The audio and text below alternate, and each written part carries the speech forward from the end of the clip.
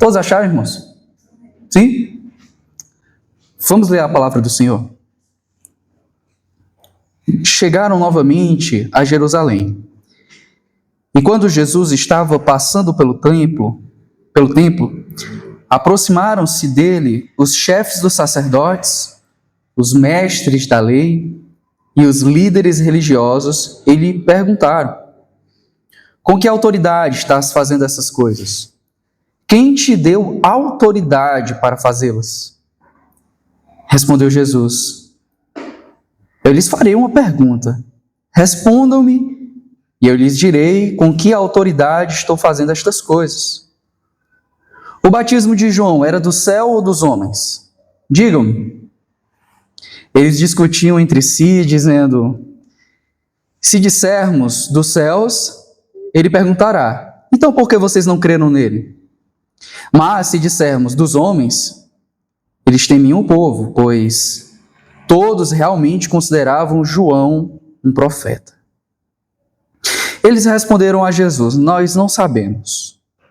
Disse então Jesus: tampouco lhes direi com que autoridade estou fazendo estas coisas. Então Jesus começou a lhes falar por parábolas. Certo homem plantou uma vinha, colocou uma cerca ao redor dela, cavou um tanque para prensar uvas e construiu uma torre. Depois arrendou a vinha a alguns lavradores e foi fazer uma viagem. Na época da colheita, enviou um servo aos lavradores para receber deles a parte do fruto da vinha. Mas eles o agarraram, o espancaram e o mandaram embora de mãos vazias. Então enviou-lhes outro servo. E lhe bateram na cabeça e o humilharam. E enviou ainda outro, o qual mataram. Enviou muitos outros, em alguns bateram, a outros mataram. Faltava-lhe ainda um para enviar, o seu filho amado. Por fim o enviou, dizendo: a meu filho respeitarão. Mas os lavradores disseram uns aos outros: este é o herdeiro, venham, vamos matá-lo, e a herança será nossa. Assim eles o agarraram, o mataram e o lançaram para fora da vinha. O que fará então o dono da vinha? Virá e matará aqueles lavradores e dará vinha a outros. Vocês nunca leram essa passagem das Escrituras? A pedra que os construtores rejeitaram tornou-se a pedra angular. Isso vem do Senhor e é algo maravilhoso para nós. Então começaram a procurar um meio de prendê-lo, pois perceberam que era contra eles que ele havia contado aquela parábola. Mas tinham medo da multidão. Por isso deixaram e foram embora. Vamos orar, irmãos. Ó Senhor, nos visita nesse momento do sermão para que compreendamos Tua palavra e venhamos aguardar cada uma das aplicações, ensinamentos, direcionamentos que o Senhor nos quer dar através da Tua palavra revelada. Me usa. E apesar de mim também, ó Deus, fala ao Teu povo. Ó Deus, que Tua palavra corte o íntimo do nosso ser e, à medida que nos fere, também nos restaure e construa em nós novos homens, novas mulheres, a semelhança de Cristo. Nos faz perceber o nosso pecado e perceber o tamanho da Tua graça, revelada também nesse texto, que tem uma linguagem de juízo, mas que também transmite o tamanho da Tua graça. Nós choramos, ó Deus, e queremos por fé e com fé ouvir a Tua voz. Amém. O tema da autoridade é um tema que é muito pertinente desde o começo da história. Adão e Eva caem e a queda deles tem relação também com a autoridade da palavra de Deus. Muito do comportamento dos israelitas no deserto tinha a ver com a autoridade da palavra de Deus e a autoridade que Deus deu a Moisés, né? Hoje, a marca do pecado ainda está aí, com crianças que questionam a autoridade, jovens e adultos que subvertem a autoridade, inclusive as autoridades legítimas, ou inclusive não, até mesmo as autoridades legítimas. E aqui nós temos um quadro pintado em tintas e cores que mostram contrastes de autoridade. Porque quando Jesus é questionado acerca da sua autoridade, nós temos diante dele as autoridades judaicas. Então eles não estão questionando apenas a autoridade de Jesus, mas eles estão impondo a Jesus a sua própria autoridade. A gente poderia dizer que eles estão dando uma carteirada. Conhece uma carteirada? Alguém que julga ter uma autoridade e por causa daquela autoridade que ela tem, ela acha que pode ter autoridade sobre todas as coisas. Tipo um vereador que para na blitz e acha que por ser vereador tem autoridade também sobre as regras do trânsito. Um militar que está num bar assistindo o jogo do Flamengo e briga com os outros e acha que todo mundo tem que submeter à sua autoridade porque ele é um militar. Então, existe a subversão da autoridade tanto por aqueles que não querem se submeter quanto por aqueles que querem estendê-la. E aqui nós temos esse quadro, pessoas querendo impor a autoridade ao questionar a autoridade de Jesus. A pergunta dos líderes religiosos, e aqui a gente tem chefes dos sacerdotes, temos mestres da lei, líderes religiosos, eles perguntam, com que autoridade fazes estas coisas, revelando a incredulidade deles diante de tudo aquilo que Jesus até então fez.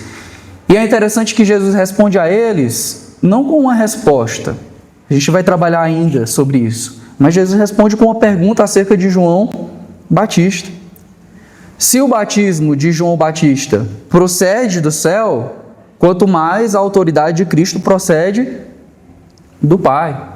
Veja que Jesus não responde, tem perguntas, irmãos, que não merecem ser respondidas. Leia Provérbios e você vai ver que existem perguntas tolas que não cabem a nós responder. E tem perguntas de tolos que querem se passar por sábios e nós devemos responder para que eles não se passem por sábios. E Jesus usa aqui um artifício, usa de sabedoria, uma sabedoria singular.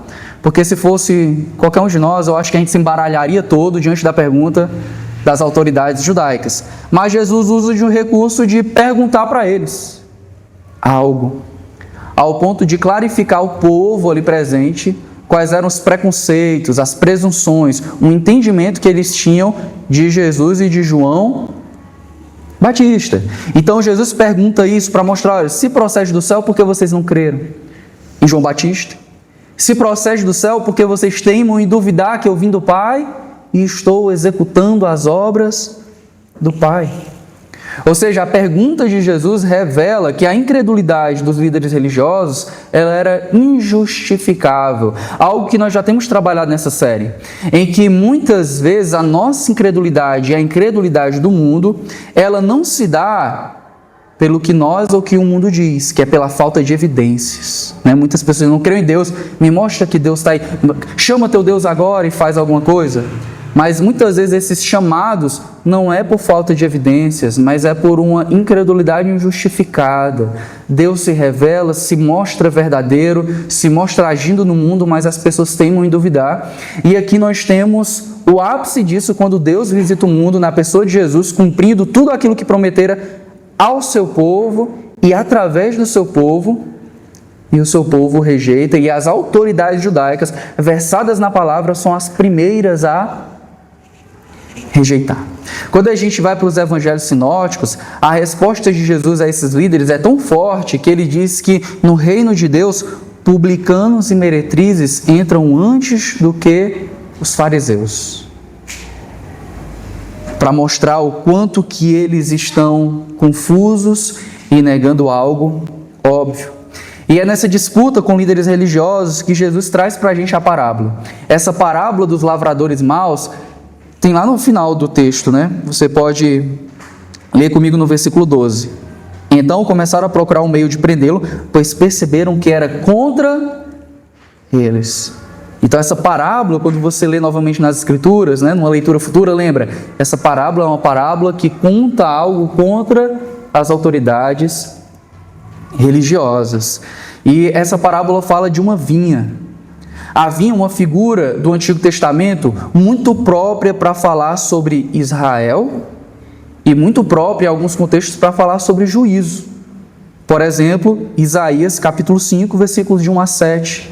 fala de um contexto em que haverá juízo e existe uma figura divina a respeito de Israel. Ou Salmo 80, versículo 7 e a 19, que fala ali da restauração da vinha. Ou seja, quando Jesus trouxer aqui para nós essa parábola da vinha, ela está falando do povo e ela está falando dos líderes religiosos.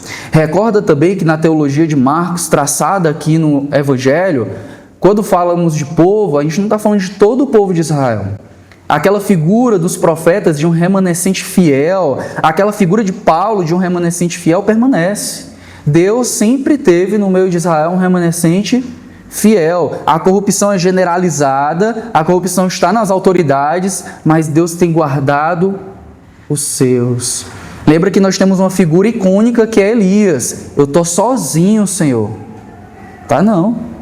Existe um bocado de profeta que não se dobraram a Baal. Ou seja, existe muita parte do povo também que está ouvindo o Senhor. O mundo não está reduzido ao que os seus olhos veem. Então, a gente tem um texto que eu quero trabalhar com os irmãos. Primeiro, falando aí do capítulo 12 em diante. Eu acho que os irmãos já compreenderam ali o contexto do primeiro debate, dos versículos de 27 até o versículo 31. Né? Eles chegam, querem saber sobre a autoridade de Jesus, e Jesus diz: olha, minha autoridade está clara. Mas vocês só vão entender a minha autoridade quando vocês responderem da onde vem a autoridade de João Batista. Né? Por que, irmãos? Deixa eu só fazer um tracejado bem rapidinho. Ó. O que João Batista dizia acerca de Jesus? Ele é o Cordeiro de Deus que tira o pecado do mundo. A ele ouvi. Eu não sou digno de desatar as suas sandálias. Ele testemunhar e seus discípulos testemunharam. Deus falando dos céus: esse é meu filho amado, em quem me agrado a ele ouvi. Então, João Batista, que era bem querido pelo povo, João Batista que confrontava as autoridades governamentais da época, era aquele que também cria de todo o coração em Jesus. E se ele de fato era quem Isaías dizia que era, que é aquele que veio aplanar os caminhos para o Messias, Jesus, portanto, é o Messias. E qual a autoridade de Jesus, então? É a autoridade do Pai que o enviou. Diante dessa incredulidade, então, Jesus conta a parábola, que vai mostrar aí o abuso do privilégio das autoridades religiosas e a rejeição do herdeiro, que é Jesus. Vamos ler aí o versículo 1 do capítulo 12. O privilégio e a ausência do dono. Então Jesus começou a lhes falar por parábolas. Certo homem plantou uma vinha, colocou uma cerca ao redor dela. Como é que está na tradução de vocês? Uma sebe. Aqui é NVI, né? Igual a minha. Uma cerca, né? Com uma cerca de plantas, tá, irmãos? Cavou um tanque. Como é que está aí na sua tradução? Tá tanque ou tá lagar, né? Lagar, que era um local onde se colocava as uvas e se pisoteava. Daí escorria o suco para preparar o vinho, tá? Cavou um tanque para prensar as uvas e construiu uma torre. A torre naquele mundo significava tanto um local de vigia, você subia para ver se vinham salteadores, se vinham animais, né, raposas e tal, mas também servia como depósito na parte de baixo. E diz o texto: depois arrendou a vinha para alguns lavradores e foi fazer uma viagem. Então a figura é de um proprietário de terras que prepara toda uma área ali de cultivo de uvas e de beneficiamento inicial das uvas, e ele desenvolve para quê? Para se tornar produtivo. Aquele local não foi feito para quebrar, aquele local não foi feito para gerar prejuízo, aquele local foi feito para gerar produtividade e para ser um local seguro. Ele fez uma cerca viva, ele fez uma torre para aquele local ser vigiado, para aquele local ser protegido. Marcos descreve então toda uma linguagem de investimento. Aquele proprietário ele faz um muro, aquele proprietário faz um lagar, aquele proprietário edifica uma torre. Aquele proprietário investe, amém? Ele investe com cuidado, com inteligência, com sabedoria. E aí esse proprietário arrenda. Ele entrega a sua propriedade ali para aqueles homens e que são os lavradores, né? E que nosso contexto imediato fica claro quem são os lavradores. Imediatamente os lavradores são as autoridades religiosas, ou seja, eles são os arrendatários, né? Eles são aqueles que arrendaram aquela terra. É o arrendar. O que é arrendar? O arrendar é quando você dá para outra pessoa o direito de produzir naquilo que é seu e ele vai lhe dar uma parte, uma porcentagem. Muito boa a pergunta. Então ele arrenda para esses lavradores e ele sai do país, ele se ausenta. Veja que essa parábola ela não é uma alegoria, ela não está querendo dizer que Deus se ausentou, que Deus foi tirar férias, que Deus foi conhecer a Disney. Não tem nada disso. A ideia é que não há alegoria. É para mostrar, através dessa alegoria, que o que foi entregue para as autoridades judaicas foi algo produtivo para eles fazerem render cada vez mais frutos espirituais. Lembra que ainda é aquela imagem do Senhor que veio procurar frutos na sua figueira e não achou. E nós temos aqui o ponto que vai nos fazer entender a culminância do texto. Aqueles homens pegam a vinha e querem tomar para si. E o Senhor, em graça, vai enviando profetas, como a gente vai ver. É graça para dizer, essa vinha não é de vocês, essa vinha é do Senhor. Até o ponto que ele vai enviar o seu próprio filho para reivindicar a vinha. Vamos trabalhar um pouco essa questão da violência contra os servos. Versículos 12, do 2 ao 5. Na época da colheita, enviou um servo aos lavradores, para receber deles a parte do fruto da vinha. Mas eles o agarraram, o espancaram e o mandaram embora de mãos vazias. Então enviou outro servo e lhe bateram na cabeça e o humilharam. E ainda enviou outro, qual mataram, enviou a muitos outros, em alguns bateram e a outros mataram. Então veja como os elementos aqui vão brotando. Aqueles lavradores, eles eram maus. E pela ganância, eles agrediam e matavam os coletores, os funcionários do dono da vinha, que vinham pegar não o que não era seu. Não era o imposto romano cobrado sobre Israel.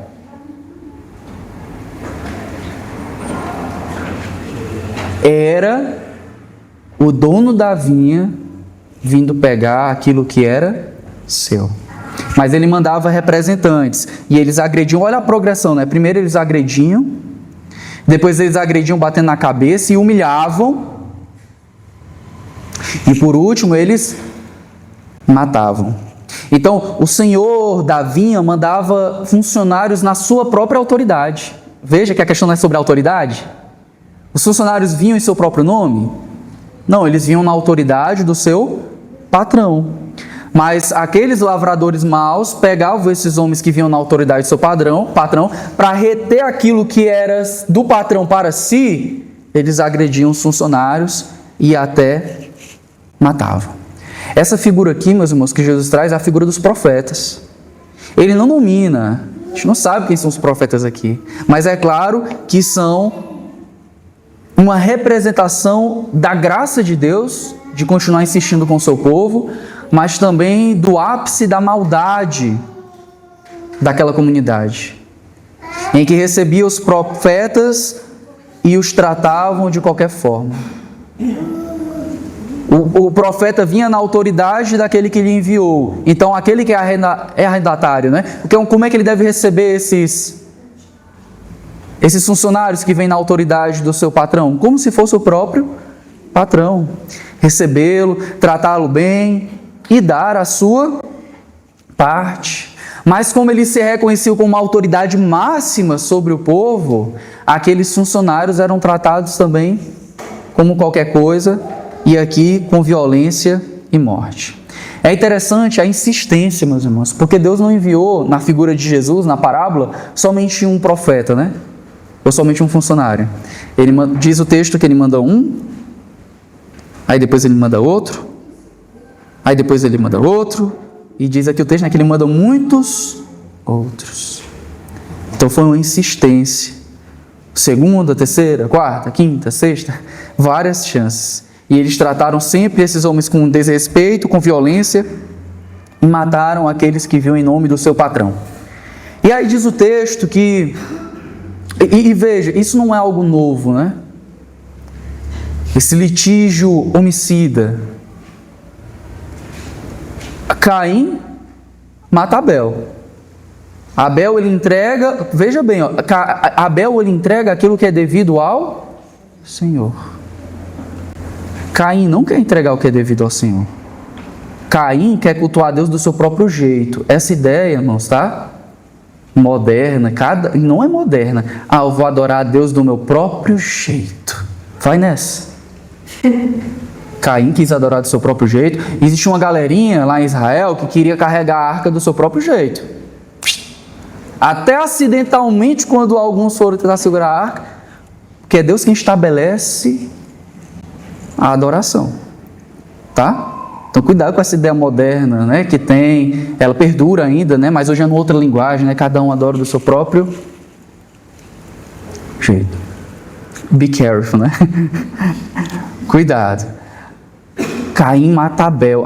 Abel está adorando a Deus do jeito que Deus instituiu? Não, é o meu, nem que seja as últimas coisas. Abel dá as primeiras coisas, as primícias. Está errado, eu dou do que sobra, é do meu próprio jeito. Tu conhece o meu coração. Teu coração é assassino. Deus mesmo diz, Caim, cuidado com o que tu vai fazer. Deus sabe, o homicídio já brota no teu coração, está aí enraizado no teu coração, só falta tu matar teu irmão. E ele vai lá e de fato mata. Como é que é Noé? Noé guarda o que é de Deus, guarda a palavra, retém as pessoas fora. Ó besta. Não? A figura não é só lá na época dos profetas. A figura perdura no Antigo Testamento inteiro. E aí Jesus pega só a época dos profetas para mostrar assim a fase aguda. Olha, vocês têm lei, vocês têm profetas, você tem uma terra, vocês têm um templo, vocês têm tudo. E a expressão de louvor, de gratidão de vocês é falsa. E quando Deus envia pessoas misericordiamente, vocês as rejeitam, maltratam e até matam. E aí Deus vai enviar, por último, o seu filho. Vamos ver os versículos 6 a 8. É o clímax da passagem.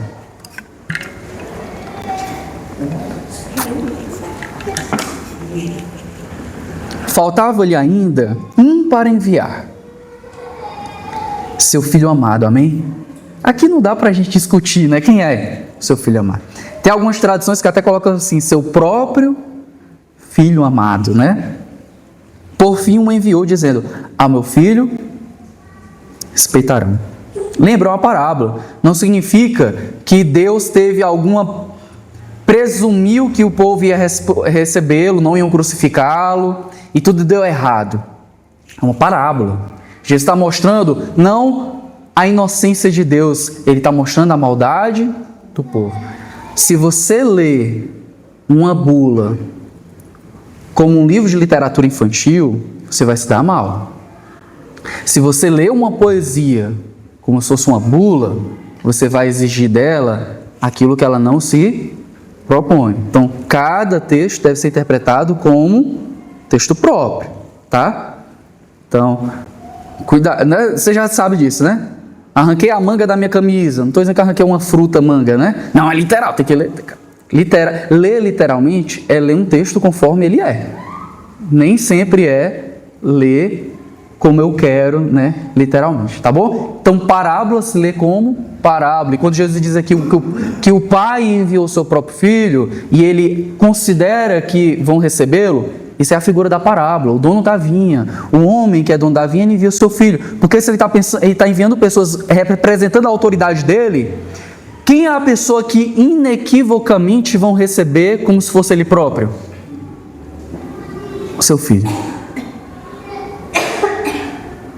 Não sei quem já trabalhou aqui com o filho do dono ou com a filha do dono, mas existe uma ideia de que o filho do dono, a filha do dono, é como se fosse o próprio dono, né?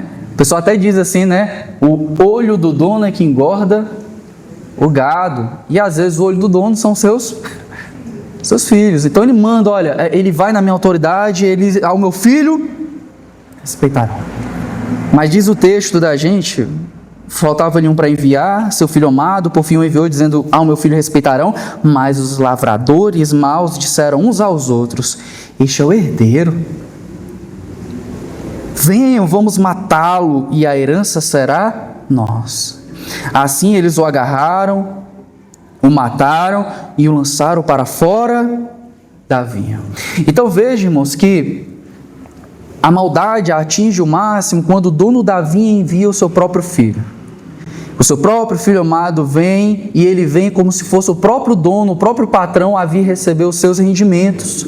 Ao meu filho respeitarão. Mas, e aqui a figura da torre é interessante, porque a torre era para assegurar a propriedade. Muito provavelmente quem está lá na torre olha e vê, ei, está vindo o filho. Junto o que é dele, junto o que é do patrão. Não. Venham. Ele vai entrar, ele vai chegar e nós vamos matá-lo.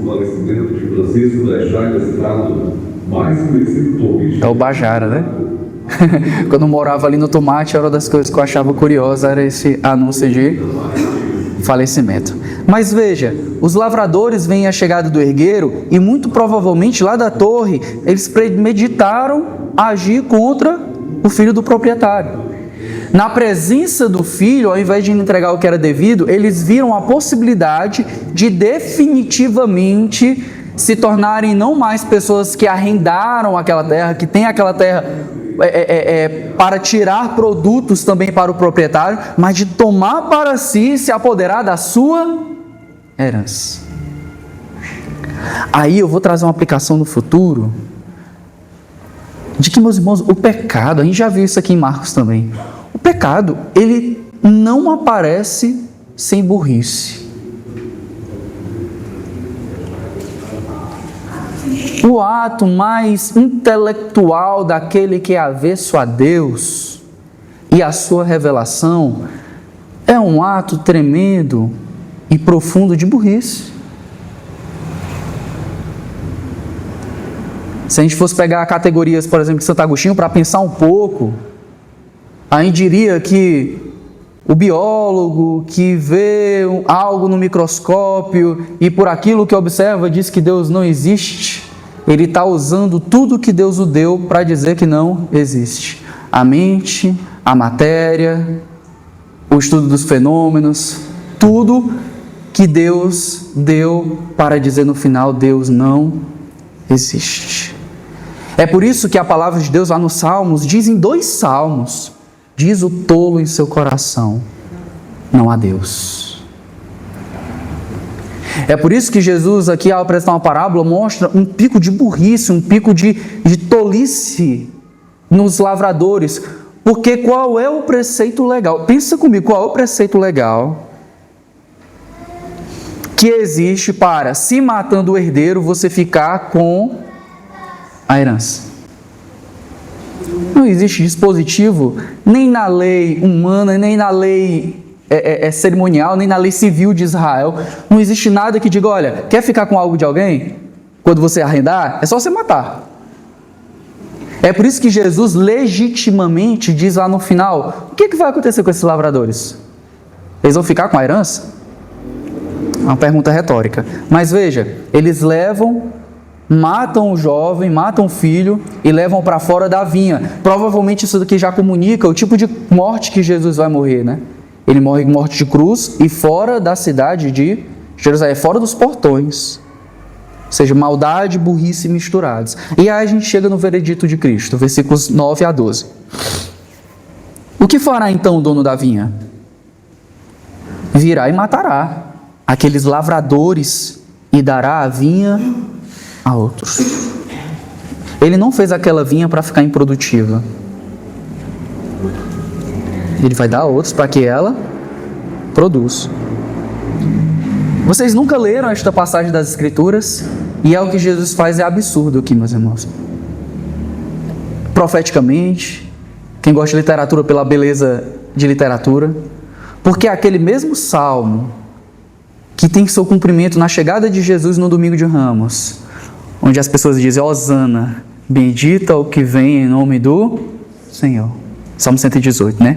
É o mesmo salmo que diz: a pedra que os construtores rejeitaram tornou-se a pedra angular. Isso vem do Senhor e isso é algo maravilhoso para nós. Jesus sabia que ia ser rejeitado. Jesus sabia que a sua entrada triunfal em Jerusalém era parte de tudo aquilo que ocorreria. E o que ocorreria posteriormente em Israel, em Jerusalém, melhor dizendo, era uma rejeição total do Messias. E a figura do mesmo salmo, do mesmo cumprimento profético, o mesmo salmo se cumprindo ali, Jesus traz: vocês não sabem o que diz as Escrituras? Só que olha a figura que ele está colocando para nós. A figura da pedra angular. A pedra principal, a pedra que dá estrutura para todo o edifício. Meus irmãos, a figura para a gente aqui fica clara de uma forma como eu acho que até agora não ficou. Ao ponto de Jesus estar falando de uma pedra que os construtores rejeitaram. Ou seja, a ideia é: se vocês tentarem tirar essa pedra, o edifício vai ruir sobre vocês. Não tem como esse edifício subsistir sem a pedra angular. Por isso, essa pedra que vocês rejeitaram, ela se torna pedra angular, porque ela vai dar sentido a tudo e a todos. E isso é muito bom para todos nós. Porque a casa de Deus, o encontro com Deus, a salvação de Deus, a esperança concreta e irrevogável que o povo de Deus tem nele, vai ser cumprido na pedra que os construtores rejeitarem. E essa pedra aqui nesse texto é quem? É o Filho amado de Deus, é Jesus Cristo. Por isso que a pergunta que Jesus faz é retórica. Jesus está diante do povo, o povo está observando. Aí Jesus pergunta: o que fará então o dono da vinha? Você acha que a resposta a essa pergunta brota primeiro aonde? Na boca do povo. Os fariseus, os líderes religiosos, né, os escribas, os sacerdotes, todos, que são saduceus, eles estão todos ouvindo aquilo ali. E eles estão acompanhando e pensando: isso é contra nós. Jesus está falando isso contra nós. Aí vem a pergunta retórica: o que fará então o dono da vinha a estes lavradores? O povo sabe. O dono da vinha, quando vier, ele vai matá-los. Ou seja, a resposta é de um incisivo, nessa disputa de autoridade, né? Um incisivo juízo. Deus é um Deus que trará juízo a estes lavradores maus. E aí ele afirma: ele virá e destruirá os lavradores e entregará a vinha a outros. E aqui, meus irmãos, que nós temos uma resposta trazida pelo Senhor de que Deus é um Deus de justiça. O autor C.S. Lewis, né, professor de Oxford, ele tem um livro muito interessante, Salmos. E tem uma parte lá do livro dele de Salmos, estudando Salmos, que eu nunca tinha percebido. Ele fala assim: Salmos para nós, modernos, muitas vezes são indigestos.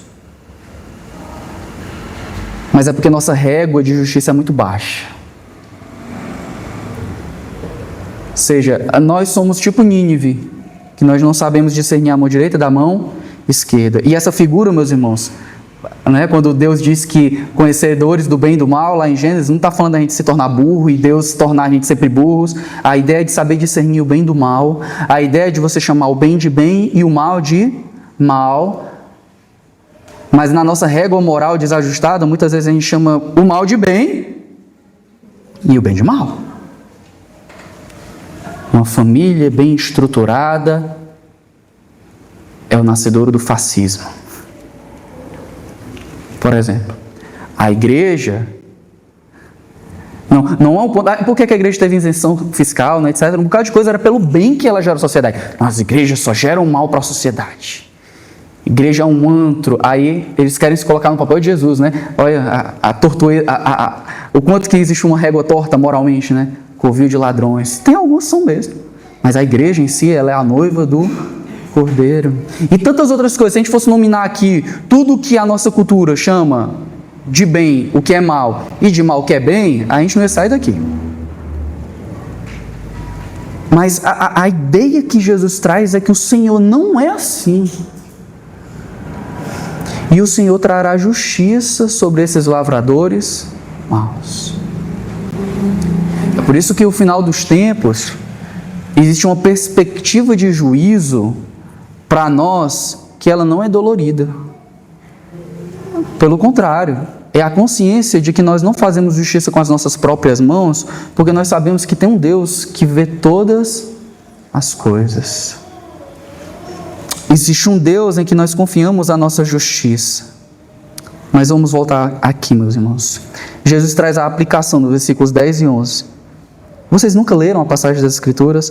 A pedra que os construtores rejeitaram tornou-se pedra angular. Isso vem do Senhor e isso é maravilhoso para nós. Então começaram a procurar um meio de prendê-lo, pois perceberam que era contra ele que haviam contado aquela parábola. Mas tinham medo da multidão. Veja que os fariseus, eles agem por temor dos homens. Duas coisas terríveis que muitas vezes habitam o nosso coração. Perguntas acusatórias, que são perguntas que não querem a resposta, querem expor o outro. Mas muitas vezes, irmãos, perguntas acusatórias expõem mais você. Mas são eles. Eles chegam com que autoridade, né? Eles querem saber a autoridade de Jesus? Eles não querem. Eles querem dizer que Jesus não tem autoridade. Perguntas acusatórias. Mas uma outra coisa que o coração deles faz, e que às vezes a gente faz também, meus irmãos, é um coração cheio de temor dos homens. Politicamente correto, né? Ele é isso. Você fala não o que é correto, você fala o que é politicamente correto. Existe um advérbio aí dizendo, você não fala o que é a verdade, você fala o que politicamente, para aquele grupo que vai ouvir, vai parecer verdade. Mas aqui, como é que os fariseus agem? Ixi, eles não têm um veredito, irmãos. Eles não têm uma opinião. Eles não têm uma clareza de convicção. Se nós dissermos que João Batista tem poder vindo do céu, esse caminho não é bom para a gente. Se nós dissermos que a autoridade dele é terrena, esse caminho também não é bom para a gente. Jesus está falando contra a gente, vamos matá-lo. Opa! Porque veja bem, meus irmãos, se eles tivessem zelo pela lei, e de fato Jesus fosse um transgressor da lei, ele deveria entrar, não, mas vamos adiar o juízo. É tipo uma Suprema Corte desvirtuada, que ela age pelo termômetro político e não pelo termômetro da lei. Então, a ideia, e eles são a Suprema Corte religiosa, né? Então, vamos julgar esse criminoso. Não, nós não vamos fazê-lo. Eu não estou chamando Jesus de criminoso, tá, meus irmãos? Entenda que eu estou tentando raciocinar. Se eles acham que Jesus é criminoso, eles deveriam agir. Mas eles não agem por temor dos homens. Não, o povo gosta dele. Se fizermos qualquer coisa, o pessoal vai apedrejar a gente. É lógico que nós sabemos que Jesus não é um criminoso. Jesus é o filho do dono da vinha. Ele é o dono da vinha. Ele vem na autoridade do dono da vinha. Amém? Mas veja, Jesus está mostrando claramente a consciência messiânica que ele tem. Quando ele cita o Salmo 118, ele está mostrando claramente, olha, eu sou a pedra que os construtores rejeitaram. Eu sou a pedra que se torna pedra angular. Ninguém tem essa posição no reino de Deus, amém, irmãos? Nenhum pastor, nenhum sacerdote, nenhum bispo, nem a pessoa mais santa que andar sobre essa terra. Só existe uma pedra angular, e essa pedra angular é Jesus. Não é nenhum dos apóstolos, essa pedra angular é Jesus. Foi ele quem foi rejeitado e foi ele quem foi colocado como pedra angular. Se ela for tirada do local, tudo rui. Não existe reino de Deus ali. E Jesus tem uma consciência messiânica. Olha, eu sou aquele que entrou e foi recebido como hosana, mas eu vou ser também aquele que vai ser, como ele já falou algumas vezes, rejeitado, julgado, condenado, morto e sepultado, mas eu vou ressuscitar ao terceiro dia. Porque eu serei feito pedra angular. Amém, irmãos? Essa é a consciência de Jesus. Jesus sabe o que acontecerá. Mas olha a concretização disso e que implica a nós, meus irmãos. Ele vai dar a vinha a outros. Versículo 9, amém? A igreja, que é o Israel de Deus, a igreja, esse povo formado com povos de todas as etnias, inclusive judaica. Cristo que separou o muro, destruiu o muro que gerava separação. Esse povo de Deus é o povo que frutifica para o Senhor. Amém, irmãos? Jesus comunica isso claramente. É nesse povo que Deus vai comunicar os seus frutos, com base nessa pedra em que se anela toda a construção. É sobre ela que nós vamos ter um edifício agradável ao Senhor. É nela... As crianças falaram aqui mais cedo, né? Vamos ver se vocês observaram a pergunta do catecismo. O que Jesus fará na ressurreição? Ele julgará as obras de todos os homens. Isso está no credo niceno, que nós concordamos, né? De que Ele virá e julgará as nossas obras, vivos e mortos. Essa pedra angular, é nela em que todas as coisas serão julgadas. Não é na nossa denominação, não é nos nossos gostos pessoais. A separação que os ceifadores, conforme a outra parábola de Jesus, farão, os anjos que virão no final dos tempos, ela não tem nada a ver com questões secundárias, elas têm a ver com quem está ligado à pedra angular e quem não está. É nela que o mundo se divide, é nela em que as opiniões se dividem, é nela em que verdade e mentira se divide, é nela em que bem e mal se divide, é nela em que lei e graça se divide, é nela em que tudo se divide, em termos de juízo. Quando eu falo de lei e graça, não é que graça nos permite a viver de qualquer forma, é que nós não seremos salvos pelas obras da lei. E é nisso em que Cristo divide, porque Ele mostra que a lei só faz sentido enquanto nos revela a justiça de Deus, a nossa pecaminosidade e a nossa necessidade de um Redentor. E que essa salvação vinda por esse Redentor, a salvação vinda por graça e não pelas nossas obras, mas que aqueles que foram salvos mediante essa graça vão andar nas boas obras que o Senhor preparou para que andássemos nelas. Mas tudo mesmo. Por isso que a gente fala que a igreja ela é cristocêntrica. Tudo que nós fazemos depende de Cristo.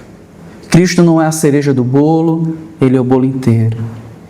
Ele não é um dedo da mão, Ele é o corpo inteiro. Ele é o cabeça que dá ligação a todo o corpo. Jesus, né, a gente canta às vezes sem pensar nisso, né? Seja o centro, né?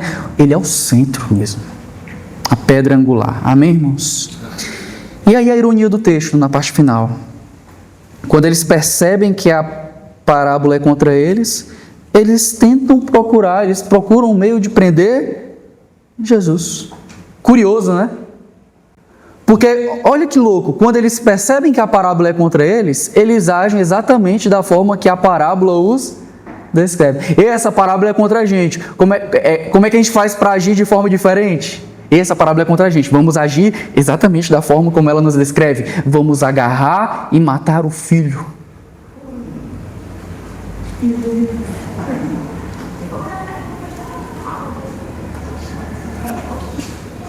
Tem histórias que servem de carapuça. Lembra do profeta Natan? Existia o dono de uma ovelhinha que ele amava muito. Aí Davi, né? Meu irmão, essa história aí tá ficando muito ruim, esse caminho aí tá errado, eu sou o rei, esse homem tem que morrer. Esse homem é tu, Davi. Ixi. O brilho cai, né? O brilho some. Davi, ele é levado ao arrependimento ali. O que não acontece aqui.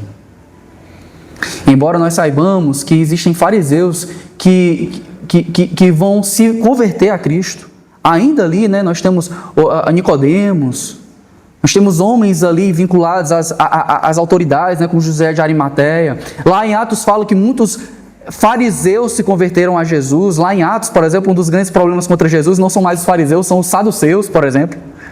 Né? Leia Atos direitinho que você vai perceber isso, a transição de inimigos, né? Fariseus para saduceus. Mas a figura que nós trazemos aqui é essa clareza de que eles não se arrependem mesmo diante de uma mensagem clara.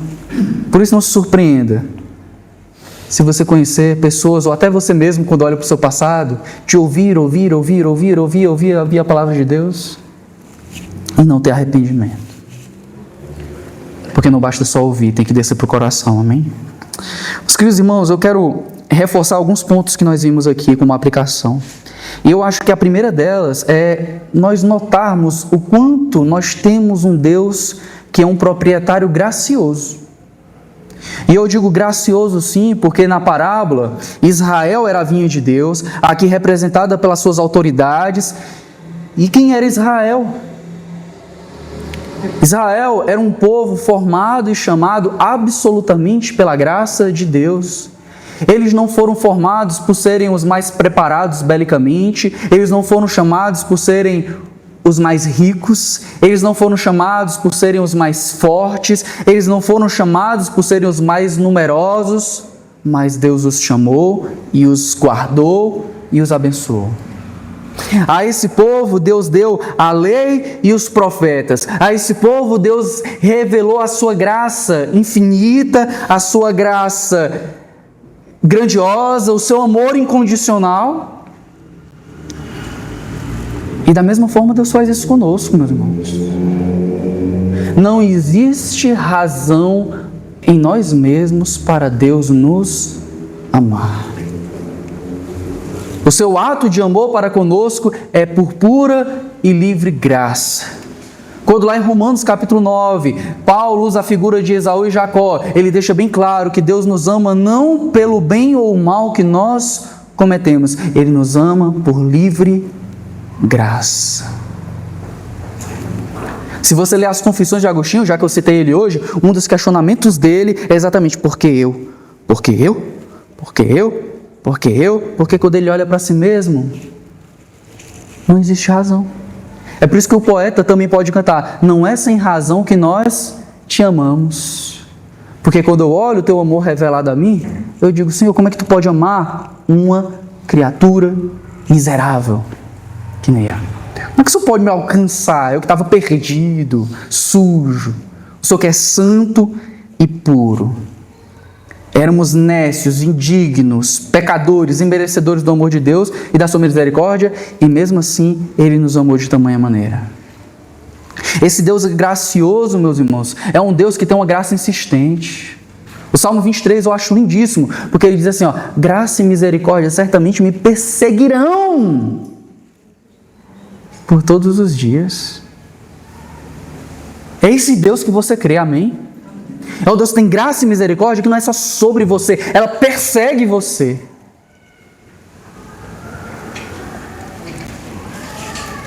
Graça e misericórdia me perseguirão todos os dias da minha vida. E assim Deus revelou também com Israel. Só que esse povo age de forma ingrata, esse povo age de forma desdenhosa, esse povo trai o Senhor, esse povo se torna em uma figura profética, de um dos profetas, como uma prostituta muitas vezes. E Deus insiste em amá-los, insiste em buscá-los, insiste em chamá-los, e Ele envia um profeta, e Ele envia outro profeta, e Ele envia outro profeta, e Ele envia outro profeta, e nós temos ali uma miríade de profetas. Veio para ser um salvador, veio para ser o perdão dos pecados, veio para ser o cordeiro.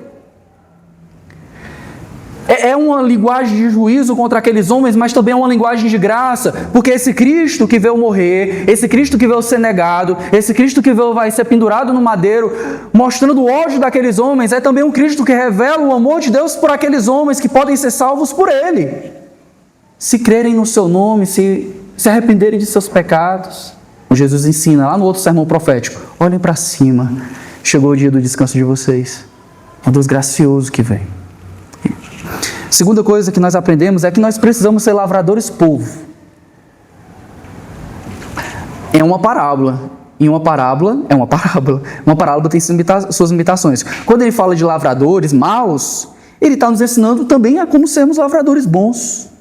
E os lavradores bons, meus irmãos, são o povo de Deus.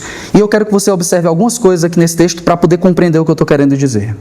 Porque os lavradores se confundem com a vinha quando eles são parte do povo. Lembra, Deus fez uma vinha, não foi? Não é a figura de Israel? Deus fez uma vinha. Deus estava falando de lavradores, mas esses lavradores não deveriam deixar de ser parte da vinha, porque a vinha é o seu povo. Eu vou ter calma, não vou adiantar aplicações, vamos desenvolver. Os lavradores se confundem com a vinha quando fazem parte do povo. Enquanto nós somos cuidadores da vinha, enquanto nós desfrutamos das bênçãos da aliança, enquanto nós guardamos os seus preceitos e promessas, nós somos lavradores e somos vinha, portanto nós somos povo.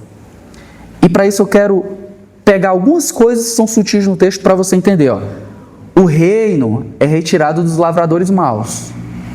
Os lavradores maus no contexto imediato são os líderes religiosos, mas eles são entregues, a vinha arrendada, ela é entregue não a outros líderes religiosos, ela é entregue ao povo. Deus não tira de uma casta religiosa e dá a outro. Ele tira e dá ao seu povo. Ele deu para você, amém? Ele não deu para os presbíteros, ele não deu para os pastores, ele não deu para os bispos, ele deu para o seu povo. Nós somos lavradores e vinha, nós somos o povo de Deus.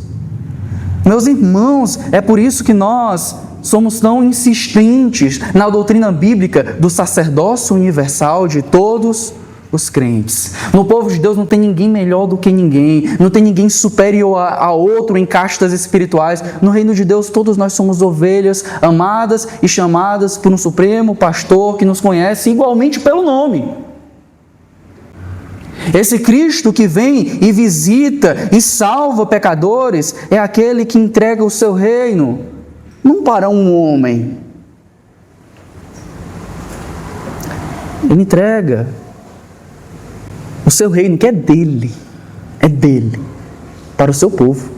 Os arrendatários não são os pastores.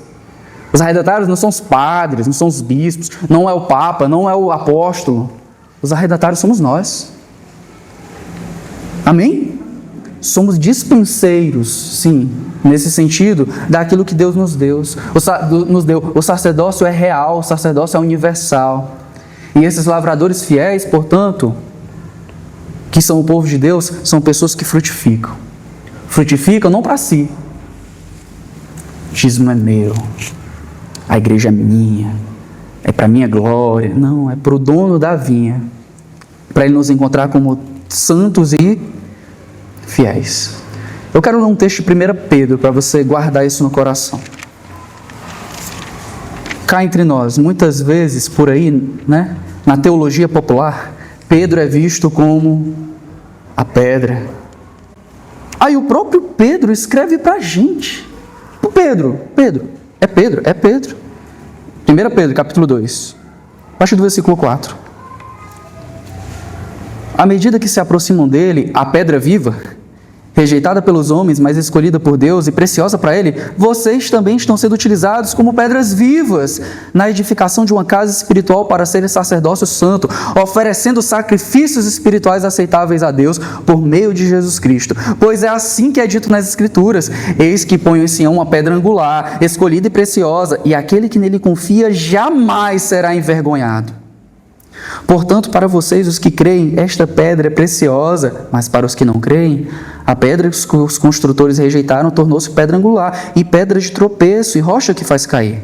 Os que não creem tropeçam, porque desobedecem à mensagem, para o que também foram destinados. Vocês, porém, são geração eleita, sacerdócio real, nação santa, povo exclusivo de Deus, para anunciar as grandezas daquele que os chamou das trevas para a sua maravilhosa luz. Antes vocês nem sequer eram povo, mas agora são povo de Deus. Não haviam recebido misericórdia, mas agora a receberam. Amém? Esse Senhor nos dá uma vinha à medida que nos torna vinha, que nos torna seu povo. Lavradores maus e ladrões não terão espaço na vinha. Lavradores maus e ladrões não farão parte da vinha. Ou seja, aqueles que querem a igreja somente para se beneficiar dela, não terão parte. Quem são aqueles que se comportam como donos da vinha? Os donos da vinha, meus irmãos, ou aqueles que agem como se fossem donos da vinha, se a gente fosse puxar a parábola para a gente, são aqueles que não se importam com o povo de Deus. Que não se importam com o povo de Deus, não se importam com a Bíblia, com as orações, com a comunhão dos santos, com o serviço. que não tem interesse para que a vinha seja frutífera, que não desenvolve frutos para Deus, são esses de figueira infrutífera e de vida infrutífera, que rejeitarão o dono da vinha quando ele aparecer. Meus irmãos, em terceiro lugar, que nós precisamos frutificar a santidade. E eu acho que isso aqui para nós é óbvio, mas a gente precisa reforçar. Você precisa e eu precisamos frutificar santidade. Fruto não é um prédio bonito, nem um prédio grande. Fruto não é nem necessariamente uma igreja com muitas pessoas. O que Deus esperava, por exemplo, de Israel, era uma oliveira que frutificava, era uma vinha que frutificava uvas doces, vinho bom, e não uvas bravas e uvas estragadas. Os lavradores infiéis rejeitaram Deus, e a rejeição de Deus, a gente já falou durante a exposição, ela é algo natural da nossa condição pecaminosa. Romanos 3:23, todos pecaram e estão destituídos da glória de Deus. Não há um sequer, todos rejeitam a Deus. Então esses lavradores maus, que são os que não andam em santidade, quando lhes enviam profetas, o que é que eles fazem com eles? Não andar em santidade, meus irmãos, tem revelação, tem demonstração. Quando aquele povo não andou em santidade, quando apareceu alguém com a palavra de Deus, o que é que foi feito com a palavra de Deus? Ô glória, ô bênção, né? É por isso que a gente não vê por aí, meus irmãos, campanha, né? Vamos fazer um voto para uma cura, para uma questão financeira, mas não vê. Vamos fazer uma campanha para você se tornar alguém que doa mais. Campanha para virar generoso. Campanha para santidade. Talvez, se levantar um profeta no meio de muitos, esse profeta vai ser: vai-te embora, você não tem lugar aqui, perturbador de Israel. Como foi dito com Elias, né? Quando o próprio Cristo for revelado, como foi revelado àquele povo? De lado. Nós também o mataríamos, lembra disso? Mas é assim, meus irmãos, que nós acolhemos a palavra de Deus. É assim que a palavra de Deus continua tendo lugar no nosso meio, o lugar central, quando nós andamos em santidade. Porque quando nós andamos em santidade, você se submete não à minha autoridade, você submete à autoridade da palavra, quando ela no domingo diz umas coisas. A gente falou isso há uns 2 domingos atrás, 3 domingos atrás, que você não queria ouvir. Eu até brinquei, né? Ninguém acorda de manhã, toma um café da manhã e vai para a igreja, né? Pensando, hoje eu vou levar uma lapada daquelas. Oh, glória, né? 5 solas: sola escritura, sola fide, sola gratia, solos Christus, sola deo glória, sola lapada, né? Em algumas igrejas é sola gravatia, né? O pregador só prega com gravata. Mas veja, ninguém espera. Mas é quando nós andamos em santidade que nós esperamos. Quem anda em santidade espera não ter um testemunho, fulano é santo, mas aguarda que alguém diga: ei, irmão, estou percebendo que aqui tem um pecado, precisa corrigir, obrigado, porque eu quero parecer mais com o Senhor. Eu quero andar, como a gente falou, aonde Ele anda, por onde Ele for, eu irei. Santidade não rejeita a palavra de Deus, não rejeita o Cristo, não rejeita os profetas. Acolhe. Não acolhe uma lista de tarefas, mas acolhe o próprio Cristo. Mas em 2 Coríntios, Paulo diz assim, o amor de Cristo nos constrange. É Ele que nos impulsiona a obedecê-lo, amém? Estamos caminhando para o fim, aguarde só um pouquinho, por favor. Misericórdia de mim, não me expulse não. Não bata na minha cabeça, não me humilhe, nem me mate, por favor. Mas veja, o pecado é burrice. A gente falou disso também. A atitude dos lavradores maus não tem nenhuma conexão com a realidade. Aquilo que eles intentam fazer não vai trazer o fruto que eles esperam. Mamãe já dizia, né? Ela fala, dinheiro que vem fácil, vai fácil. Então não espere que você tentar ganhar grandes resultados por maus caminhos vai dar certo. Hoje tem um bocado de gente, né? Quer ficar rico com tigrinho. Vai ficar pobre da mesma forma que enriquecer. Ah, eu vou ganhar na loteria, quando eu ganhar da loteria eu vou comprar uma mansão para minha mãe, uma mansão para minha irmã, eu vou dar um dízimo bem alto na igreja, eu vou não sei o quê. Pode até fazer, mas vai ficar pobre. Vai gastar tudo o que ganhar.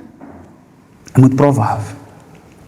É muito provável. Porque uma das burrices que o pecado nos traz é que ele é enganador e ele não pode entregar aquilo que ele nos promete. Esse é o ciclo da idolatria. É você tentar colocar no seu coração uma peça que não se encaixa. Um coração que foi feito para se satisfazer em Deus, só vai se satisfazer em Deus. Então a idolatria e o pecado se tornam burrice porque é nítido que o seu coração está perseguindo. E você conhece alguém assim, você provavelmente foi assim. Aliás, você foi alguém assim, que perseguiu e perseguiu e perseguiu e perseguiu coisas que não traziam satisfação. Relacionamentos amorosos, dinheiro, uma vida pacata, porque tem gente que, eu vou morar no sítio, aí lá eu vou encontrar... Aí passa um tempo no sítio, meu irmão, tem que capinar. Eita, tem que botar comida para as galinhas, meu Deus, foi o que eu fiz, né? Você vai encontrar descanso somente naquele que te criou. Pecado não entrega aquilo que promete. A pornografia te promete lazer e vai te dar vício, um casamento destruído e a grande probabilidade de você na sua mente se tornar um abusador, de olhar para mulheres como objeto. O dinheiro vai te prometer riquezas e ele vai te dar escravidão. Muitas coisas vão te prometer. Até uma família bem estruturada, que é o seu grande sonho, aí você vai chegar lá e vai realizar. E, meu Deus, dá trabalho manter uma família, né? É igual ter filho, né? Quando a mulher romantiza a maternidade, né? É tão lindo, não sei o que, tal. Aí tem puerpério. Aí depois tem a criança amamentando. Aí dói os peitos, né? Aí depois tem uma criança começar a dizer não. Aí um diazinho ela chega para você e diz, eu não te amo. Não é? As coisas que vêm, e vem aquela coisa de você estar ensinando e parece que não está aprendendo, aí começa a desmoronar tudo aquilo que você construiu. Porque aquilo que você construiu é a realidade. E não é a realidade porque você que pensou que era. O pecado ele não pode entregar aquilo que ele promete, irmãos. Só tem um, veja aqui, só tem um que entrega aquilo que promete. É Cristo. É por isso que quando as autoridades falam assim, Senhor, responde aqui nossa pergunta. Cristo não responde, porque a pergunta deles está equivocada. O que eles deviam ver ali é, Cristo é o Senhor dos senhores. E por último, essa é a mais dura, tá, irmãos? Eu vacilei, eu devia ter botado a mais dura primeiro, né? Para a maçã, mas como vocês me amam, vocês vão me perdoar. Mas Deus não perde sem você.